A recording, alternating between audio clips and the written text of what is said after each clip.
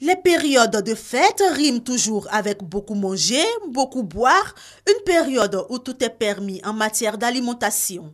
Tiemele et Sagou ont décidé à cet effet de faire plaisir à leurs différentes familles et pour cela, des menus spéciaux. Je vais faire du poulet. Je vais faire un repas un peu spécial, quoi. C'est qu'on ne mange pas d'habitude, le couscous, les petits pois, ce que nous ne mangeons pas d'habitude. Moi, je sais bien, toujours ça checker, photo. Aujourd'hui, on fait un peu de petits pois, un peu de frites. Chez nous, les Akans, le 1er janvier, on mange poulet avec la sauce pistache. Donc, c'est ce que je vais faire. L'huile, le sucre, des éléments parmi tant d'autres auxquels elles auront recours. Un peu de sucrerie, un peu de bissap, un peu de passion, jus de passion et tout ça. Mais pour les grandes personnes que nous allons inviter, bien sûr, il y aura un peu de vin. C'est la fête de fin d'année. Un laisser-aller qui a le plus souvent un incident sur les bonnes pratiques alimentaires. La santé devient alors la première victime de ces jours de consommation intense.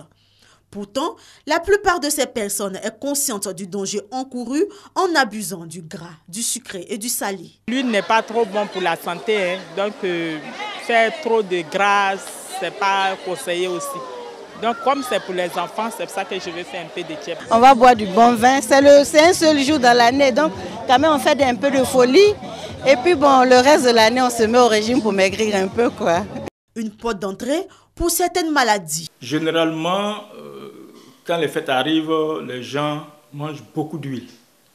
C'est une tendance qui est habituelle, malheureusement. Les gens veulent manger beaucoup plus d'huile que d'habitude. Après les fêtes, les maladies qui fatiguent les gens, il y a le diabète, il y a l'anémie, et puis il y a les courbatures. C'est occasionné par la constipation dans beaucoup de cas. Parce que quand on a mangé, on n'a pas pris soin le lendemain de savoir si on a fait les selles. Essentiellement, on se rappelle qu'on a fait des combinaisons le jour de la fête qui n'étaient pas de bonnes combinaisons. Pourtant, des gestes simples mais importants permettent d'éviter tout désagrément après la période festive. Pendant la fête, on mange par habitude quelquefois, mais il faut manger par nécessité. C'est-à-dire, de façon spéciale, ce jour-là, prendre quelque chose avant le repas qui est d'origine végétale. Si ce n'est pas un fruit, il faut que ce soit un petit plat de salade. Si vous voulez du foutou, vous le mangez. Si vous voulez du riz, vous le mangez.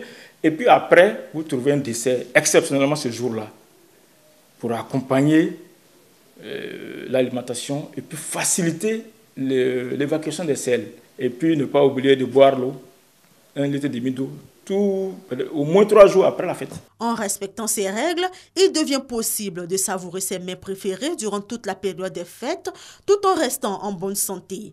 Car un seul jour de laisser aller peut nuire à la santé toute une vie.